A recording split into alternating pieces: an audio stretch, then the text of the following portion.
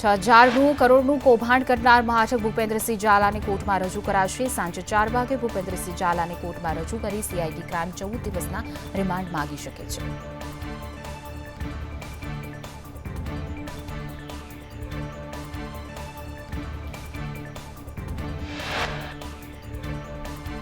CID ક્રાઇમે 6,000 કરોડના મહાજન ભૂપેન્દ્ર ઝાલાની ધરપકડ કરી. બીઝેડના સંચાલક ભૂપેન્દ્ર ઝાલાની મહેસાણા જિલ્લાની હદમાંથી થઈ ધરપકડ.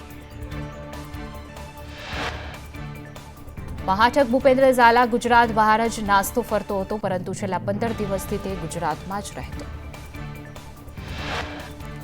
ભૂપેન્દ્ર ઝાલા વિસનગરના દવાડા ગામના ફાર્મ હાઉસમાંથી ઝડપાયો. ફાર્મ હાઉસ ઝાલાની મંગેતરના ધર્મના ભાઈનું હોવાનું માહિતી પ્રાપ્ત થઈ. કોઈ યુવતી મંગેતરના ભાઈ પાસે સલાહ લેવા ગઈ હતી. ફાર્મ હાઉસમાં યુવતી ઝાલા માટે સલાહ લેવા ગઈ હતી. સલાહ લેવા જનાર યુવતી પોલીસ ઇન્સ્પેક્ટર હોવાનું સૂત્રોની માહિતી. મહાજન ભૂપેન્દ્ર ઝાલાની ધરપકડ બાદ તપાસ તેજ. ભૂપેન્દ્રસિંહ ઝાલાને શરણ આપનારને કિરણસિંહ ચૌહાણને સીઆઈડી ક્રાઇમે ઝડપી પાડ્યો. કિરણસિંહ કૌભાંડમાં સામેલ છે કે કેમ તે દિશામાં તપાસ થશે. ભૂપેન્દ્ર ઝાલાને શરણ આપી મદદ કરવામાં થઈ શકે છે ધરપકડ. કિરણસિંહને નેતા બનવાનો પણ ભારે અભરખો હતો. ભવાની સેના ગુજરાતનું કિરણસિંહ ચૌહાણ અધ્યક્ષ છે. ખ્યાતિકાંડને લઈ પીએમજેવાય સાથે સંકળાયેલા 3 આરોપીઓની ધરપકડ કરાઈ.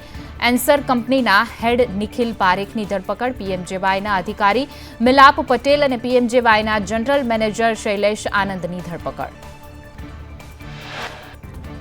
હોસ્પિટલ સાથે મળી ખોટી રીતે આયુષ્માન કાર્ડ બનાવ્યા. 4,000થી પણ વધુ બોગસ આયુષ્માન કાર્ડ કઢાવ્યા હતા. ખ્યાતિના સીઈઓ ચિરાગ રાજપૂત સાથે વોટ્સએપ ગ્રુપ ચલાવતું હતું. હોસ્પિટલમાં આવતા દર્દીના ખોટા કાર્ડ બનાવતા હતા.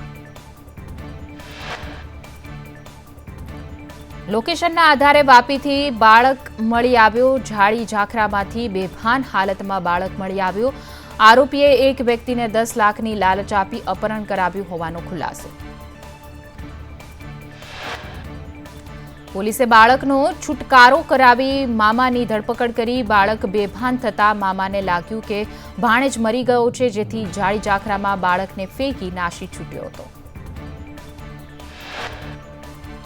અરવલ્લીમાંથી ચાઇનીઝ દોરી સાથે 3 ઝડપાયા. દોલપુર રોડ પરથી ચાઇનીઝ દોરીના 2 લાખ રૂપિયાના મુદ્દામાલ જપ્ત કરાયો છે.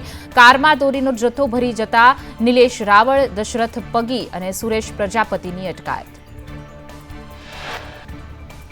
રાજ્યમાં ભર શિયાળે માવઠાની આગાહી. દક્ષિણ ગુજરાતમાં કમોસમી વરસાદની આગાહી. છોટાઉદેપુર, નર્મદા, ડાંગ અને તાપીમાં પણ માવઠાની આગાહી. રાજ્યભરમાં વેસ્ટર્ન ડિસ્ટર્બન્સથી વાદળછાયું વાતાવરણ રહેશે. અમદાવાદમાં વાદળછાયું વાતાવરણ રહેશે. ગાંધીનગરમાં પણ વાદળછાયું વાતાવરણ રહેશે. દિલ્હીમાં પણ સતત બીજા દિવસે વરસાદી માહોલ. રાજસ્થાનના જયપુર સહિતના વિસ્તારોમાં વરસાદ. મથુરામાં પણ વહેલી સવારે ધોધમાર વરસાદ. રાજસ્થાન, ઉત્તર પ્રદેશમાં કરા સાથે વરસાદ પડવાની છે આગાહી.